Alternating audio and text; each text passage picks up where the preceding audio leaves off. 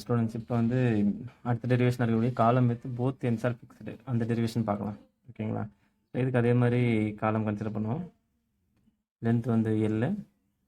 இது வந்து இங்கே ஒரு ஃபிக்ஸ்டு சப்போர்ட்டு, இங்கே ஒரு ஃபிக்ஸ்டு சப்போர்ட்டு.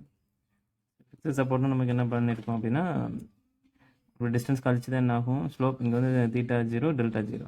அதனால் குறிப்பிட்ட டிஸ்டன்ஸ் கழிச்சு தான் இப்படி வளைஞ்சு வரும் ரிஃப்ளெக்டர் ஷேப்பு. ஏன்னா ஃபிக்ஸ்டு இருக்குது, மொமெண்ட் வரனால அது மாதிரி இந்த இடத்துல இப்படி வரும். இந்த இடத்துல தீட்டா டெல்டா 0 முன்னாடியே பார்த்துருக்கோம். இது தீட்டா டெல்டா 0. அது தீட்டா டெல்டா இங்கே வந்து அப்ளை பண்ணுற லோடு பி, கிரிட்டிக்கல் லோடு. இங்கே அப்ளை பண்ணுற load critical load PCR. So இதை வந்து ஏன்னா ஃபிக்ஸ்டு சப்போர்ட்டில் பிசிஆர் மட்டும் அப்ளை ஆகாது. ஏன்னா அதை ரெசிஸ்ட் பண்ணுறதுக்கு இங்கே ரிஃப்ளெக்ஷன் வந்து ஸ்லோப் வந்து 0 ஆக்குறதுக்கு அடிஷனலாக என்ன டெவலப் ஆகுது, மொமெண்ட் எம். ஏன்னா இந்த சைடு தானே 0 ஆகுது, ஸோ அதனால் எம். அது மாதிரி இங்கே எம் நாட்னு சொல்லலாம். சரி, M. Okay, no problem. So இதுதான் அப்ளை ஆகிருக்கு. ஓகேங்களா? லோடு அப்ளை ஆகுது. லோடுனால ஃபிக்ஸ்டு சப்போர்ட்னால அந்த இடத்துல என் மொமெண்ட்ஸும் க்ரியேட் ஆகுது. இதில் வந்து நம்ம டெரிவேஷனில் லாஸ்ட் டைம் பார்த்த மாதிரி என்ன பண்ணுறோம், எக்ஸ்எக்ஸ் அப்படின்ற டிஸ்டன்ஸ், எக்ஸ்எக்ஸ்ன்ற ஒரு செக்ஷன் அசியூம் பண்ணுறோம். அந்த செக்ஷனோட distance X from the one support. அந்த இடத்துல மொமெண்ட் எடுக்கணும். ரைட். மொமெண்ட் எடுக்கும்போது இந்த லோடுனால வரக்கூடியது கிளாக் வைஸில் இப்படி வந்துடும். மொமெண்ட்டு ஆன்டி கிளாக் வைஸில் வருது. மொமெண்ட் எம்எக்ஸ்எக்ஸ் நம்ம எழுதும்போது என்ன பண்ணணும், கிளாக் வைஸ் மொமெண்ட் கிளாக் வைஸில் இப்படி வருது. நீங்கள் செக்ஷனுக்கு லெஃப்ட் சைடில் இப்படி கிளாக் வைஸ் தான் ப்ளஸ்ன்னு எடுத்தோம், ரைட் சைடில் மைனஸ்ன்னு எடுத்தோம். ஸோ அது ப்ளஸ்ஸு. இந்த லோடுனால என்ன ஆகும், இந்த இடம் பாட்டம் டென்ஷன் ஆகிருக்கும். So P into Y, displacement value இந்த Y. So P into Y அப்படின்றது ஓகே. மொமெண்ட் என்னது, செக்ஷன் லெஃப்ட் சைடில் மைனஸ் ஆன்டி கிளாக் வைஸில் வருது. So minus M naught or எம்னு வச்சுக்கலாம். ஓகேங்களா? ஸோ இல்லாட்டி M naught, no problem. M naught. So இதை வந்து நம்ம வந்து டிஃபரன்ஷியல் ஈக்குவேஷன் நம்ம லாஸ்ட் கிளாஸில் பார்த்தோம்னா EI D square Y by DX square equal to minus MX. So minus எம்எக்ஸ்னு அப்ளை பண்ணும்போது என்ன வரும், minus PY plus M naught. So இது வந்து நம்மளுக்குரிய டிஃபரன்ஷியல் ஈக்குவேஷனை கொண்டு வரும்போது அந்த ஃபார்மெட்டில் D square by DX square plus என்ன வரும், P by EI Y equal to M naught by EI. நமக்குரிய ஸ்டாண்டர்ட் ஃபார்மேட் எழுதும்போது டி ஸ்கொயர் ப்ளஸ் இதை நம்ம கே ஸ்கொயர்னு அசியூம் பண்ணுவோம். லாஸ்ட் கிளாஸ் பார்த்தோம்ல. So K square into Y equal to M naught by E. So இதில் complementary function particular integral எழுதணும். இந்த காம்ப்ளிமெண்ட்ரி ஃபங்க்ஷன் இந்த சைடு லெஃப்ட் சைடு இருக்கிறது வச்சு எழுதுவோம்ல. லாஸ்ட் கிளாஸில் பார்த்த மாதிரி ஆக்சிலரி ஈக்குவேஷன்லாம் வரும். So m square plus k square ஜீரோன்னு ஈக்குவேட் பண்ணி இது ஒரு auxiliary equation. So m square m equal to plus r minus ik எப்படி வரும். So complementary function will be a cos kx plus b sin kx. Last கிளாஸில் எழுதுனது அப்படி எழுதணும், நோ ப்ராப்ளம். பர்டிகுலர் இன்டெக்ரல் எழுதும்போது என்ன பண்ணுவோம், நம்ம இருக்குங்களா, particular integral equal to 1 by இந்த அப்படி கீழே எழுதுவோம்ல, d square plus k square. Right hand side இருக்க டேர்ம் அங்கே எழுதணும், எம் நாட் பை இஐ. ஞாபகம் இருக்கும்னு நினைக்கிறேன் எல்லாருக்கும், M naught by EI. Right. இதில் நம்ம என்ன பண்ணியிருப்போம் அப்படின்னா, பாலினாமியல் ஃபங்க்ஷனாக இருக்குது அப்படின்னா நம்ம வந்து இந்த கேஸ் கூட வெளியே எடுப்போம். 1 plus T by K whole power minus 1 அந்த மாதிரிலாம் வச்சு கொண்டு வருவாங்க. ரைட். ஸோ பட் இந்த இடத்துல அப்படி தேவைப்படாது. இந்த இடத்துல ஒரு சின்னது மட்டும் மிஸ் பண்ணிட்டேன்.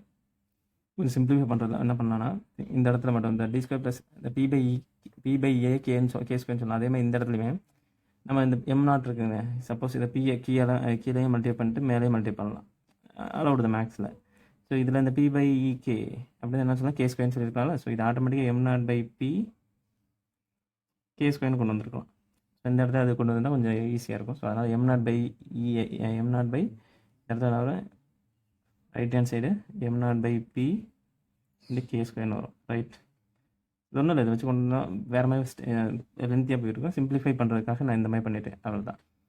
மேலே பிஆர் டிவைட் பண்ணும்போது பி பை இஐன்னு மாறிடும். நம்ம பி பை இஐ தான் என்ன பிடிச்சிருக்கோம், கே ஸ்கொயர். ஸோ இந்த இடத்துல M naught by P into K ஸ்கொயர்னு வந்துடும். ஸோ நம்ம இங்கே யூஸ் பண்ணும்போது இந்த பாலினாமியல் ஃபங்க்ஷன்லாம் வந்து பார்க்கும்போது நம்ம கே ஸ்கொயர் வெளியே எடுப்போம். என்ன வரும், சிம்பிளி ரஃபாக எழுதுறேன், அதெல்லாம் நோட் எக்ஸாம்பிள் எழுத வேணாம். 1 பை கே ஸ்கொயர்னு வெளியில் எடுப்போம்.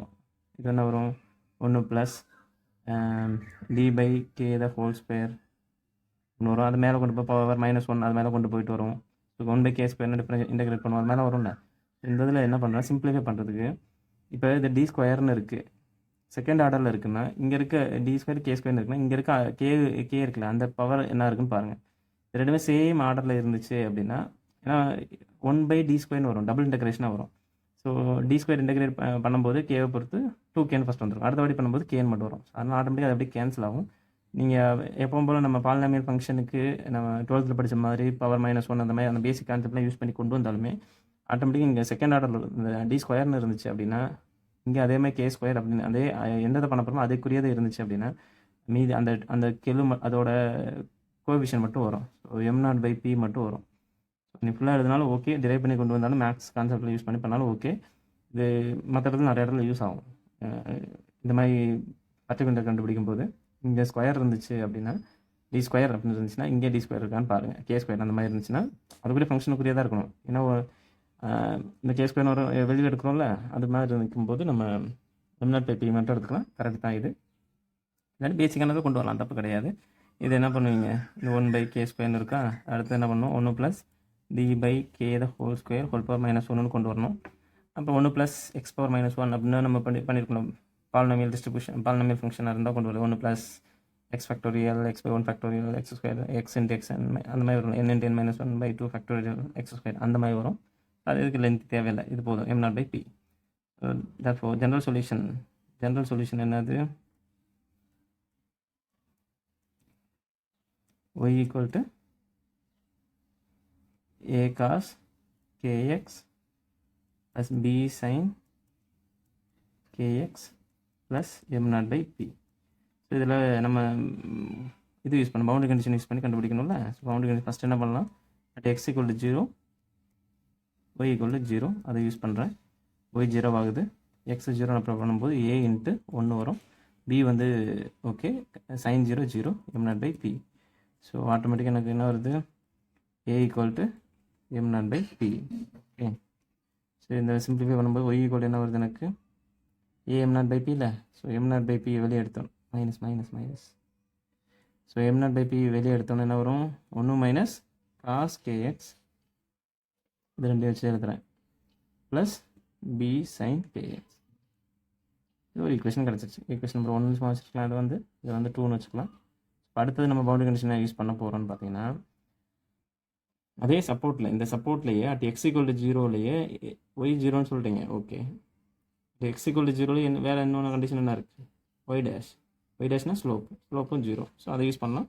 ஸோ இதில் வந்து at x = 0 y டேஷ் வந்து 0. ஸோ y டேஷ் கண்டுபிடிக்கலாம். y டேஷ் என்ன வருது, இதுக்கு டிஃப்ரென்ஷியேட் பண்ணணும். m0/p 1 டிஃப்ரென்ஷியேட் பண்ண 0, cos kx டிஃப்ரென்ஷியேட் பண்ணும்போது மைனஸ் வரும்ல, மைனஸ் வரும்போது என்ன வரும், -+k வருமா, +k cos kx sin kx × k. எனக்கு எதாவது வெளியே வந்துச்சு. Okay, b × sin kx bk cos kx.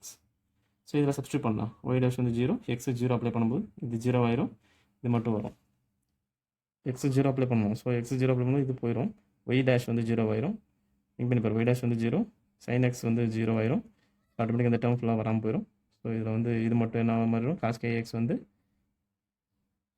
1 வந்துடும்ல, right. cos kx மட்டும் 1 வரும். So bk = 0. ஸோ b = ஆட்டோமேட்டிக்காக நம்மளுக்கு எப்படி வருது, b வந்து 0 வருது. பண்ணலாம். நெக்ஸ்ட் பேஜில் போகிறேன். ஸோ அதெல்லாம் நம்ம பார்க்கும்போது bk 1 = 0ன்னு வரும். ஸோ b வந்து 1 0. ஸோ சிம்பிளிஃபை பண்ணும்போது அப்போ y = m0/p 1 - cos kx. p தான் வர அதை விட்டுருவோம். அடுத்து தேர்ட் பவுண்டரி கண்டிஷன் என்ன பண்ணுறோம், at x = l y வந்து 0. ஸோ y 0 அப்ளை பண்ணுங்கள். நான் x lன்றப்போ ஃபர்தர் 2, அந்த ஃபர்தர் 2 ஸ்லோப் டிஃப்ளெக்ஷன் 0, அதனால் அதை எழுதுகிறேன். m0/p × 1 - cos kl.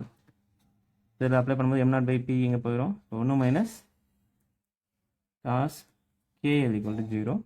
So cos kl = 1 அப்படின்னு வருது. cos kl 1ன்னா நம்மளுக்கு எப்போ வரும், kl வேல்யூ எந்தெந்த கண்டிஷன்லாம் 1ன்னு வரணும், அதாவது 0, 2π 4π அந்த மாதிரி கேசஸ் தான் வரும். So kl = 2nπ. அதாவது பைனா 180 வந்துடும். 180 மைனஸ் 1 வந்துடும். ஸோ அதை எடுக்கக்கூடாது. 0 பை 2 பை இது மாதிரி வரும். Minimum possible value 2 pi. So நம்ம வந்து காஸ் கேரோட மினிமம் ஃபண்டமெண்டல் வேல்யூ எவ்வளவு 2 பை. எதுவுமே கே தான் என்ன படிச்சு ஸ்கொயர் பண்ணோம்ல, k square l square equal to 4 pi square. K square தான் p by EI l square. So 4 pi square. ஆட்டோமேட்டிக்காக என்ன வருது, பிசிஆர் கிரிட்டிக்கலோடு 4 pi square EI by l square. நம்ம பேசிக்கான கான்செப்ட் பேசிக்கான ஃபார்மேட்டில் எழுதும்போது pi square EI by l by 2 the whole square. இதுதான் வந்து ஃபிக்ஸ்டு கண்டிஷனுக்குரிய ஃபார்மில் எழுதணும். அப்படின்னா அது படம் ஃபிக்ஸ்டு சப்போர்ட்டாக போடணும். ஃபிக்ஸ்டு சப்போர்ட்டாக போடுங்க. ஸோ இப்போ இப்படி வளைஞ்சிட்டு இப்படி வந்துட்டு போடணும். லோடு வந்து பிசிஆர் எஃபெக்டில் வந்து என்ன வருது, ஆக்சுவல் இந்த இடத்துல பெண்டிங் மோமெண்ட் 0 இருக்கும், இந்த பெண்டிங் மோமெண்ட் 0 இருக்கும். சப்போர்ட்டில் பெண்டிங் மோமெண்ட் இருக்குது, சப்போர்ட்டில் பெண்டிங் மோமெண்ட் இருக்குது. இந்த இடத்துல ஏதோ பாயிண்ட் கான்ட்ராக்ட் ஃப்ளக்சர் வரும். பெண்டிங் மோமெண்ட் 0 வர லொக்கேஷன். ஸ்லோப்பு 0 வர இடம் பாயிண்ட் கான்ட்ராக்ட் ஃப்ளக்சர் கிடையாது. ஓகேங்களா? ஓகே. இந்த இடம் வந்து L effective. So L effective தான் இங்கே என்ன வருது, எல் எஃபெக்டிவ் தான் இந்த டேர்ம். எல் எஃபெக்டிவ் வந்து என்ன வருது, எல் பை 2 வருது. ஃபிக்ஸ்ட் சப்போர்ட் இதுதான் டெரிவேஷன். இது வந்து pi square EI by L effective whole square. L effective தானே எல் பை 2. ஓகே.